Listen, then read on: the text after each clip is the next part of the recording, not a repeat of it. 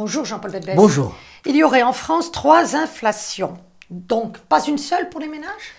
Il y en a une seule divisée, mais si on veut comprendre ce qui se passe aujourd'hui, il vaut mieux raisonner à partir de 3. La première inflation, dont tout le monde parle d'ailleurs, c'est l'inflation alimentaire. C'est une inflation qui a fait monter les prix en 12% en juillet-août et qui aujourd'hui est en train de se calmer et irait vers 7%. La deuxième inflation est une inflation énergétique, c'est le prix du pétrole, le prix de l'essence à la pompe, qui a augmenté de 8-9% et qui se calmerait elle aussi à autour de 7% à la fin de l'année. Donc en décembre, on aurait 7% d'inflation alimentaire et 7% d'inflation énergétique. Quelle est la troisième inflation? La troisième inflation, c'est celle qui calme tout, qui calme le jeu. C'est l'inflation des services. Elle augmente autour de 3% et elle ne bouge pratiquement pas. Et ça, c'est heureux, parce qu'elle représente, elle pèse la moitié du panier du ménage, la moitié de la consommation des ménages français. Et si elle-même se mettait à monter, à ce moment-là, ça exploserait. Donc on a 2 inflations qui augmentent et une qui calme le jeu. D'où viennent ces inflations?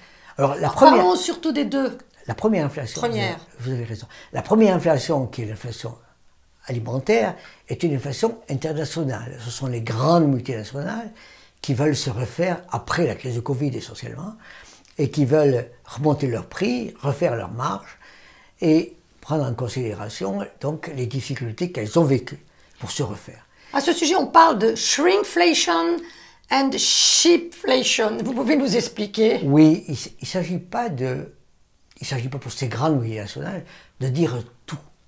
Et il s'agit de dire et de masquer en fait le jeu qu'elles mènent. Le premier, c'est de dire le prix augmente, mais la quantité va baisser un peu. Dans les paquets. Ce qui fait que le prix augmentera moins. Et le deuxième ça c'est la shrinkflation, c'est-à-dire je restreins.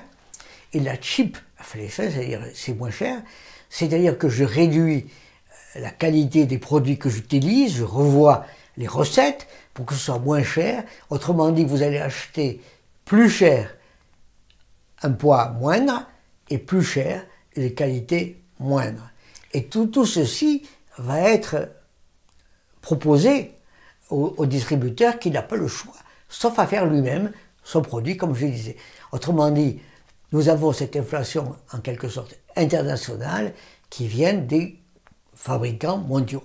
Et pour l'énergie? Et pour l'énergie, c'est une autre histoire qui apparaît, mais qui est une histoire qui n'est pas maquillable. On voit bien le prix à la pompe et on sait très bien d'où il vient. Il vient ou bien de Russie qui doit effectivement financer sa guerre d'Ukraine, et il vient d'Arabie Saoudite qui entend changer son mode de production, investir dans de nouvelles technologies pour être moins dépendante du pétrole. Et en attendant d'être moins dépendant du pétrole, ils en profitent pour vendre plus cher le pétrole qu'ils ont. Donc il y a 2 inflations externes, une interne. Y a-t-il, avec cette interne, une boucle prix-salaire? Il y a 3 inflations, donc une qui fait monter les prix et une troisième qui calme le jeu. La troisième qui calme le jeu, c'est l'inflation des services. C'est une inflation des services qui représente la moitié de la consommation des ménages français. Heureusement, c'est l'inflation des services de restauration, des services de soins, des services de transport, et qui, elle, est une inflation salariale. Autrement dit, la troisième inflation qui calme le jeu est une inflation interne par rapport aux inflations externes. Il n'y a donc pas aujourd'hui de boucle prix-salaire, au sens où les prix qui viennent de l'extérieur ne feront pas aujourd'hui d'effet sur les prix internes, autrement dit sur les salaires. Et ça, c'est heureux.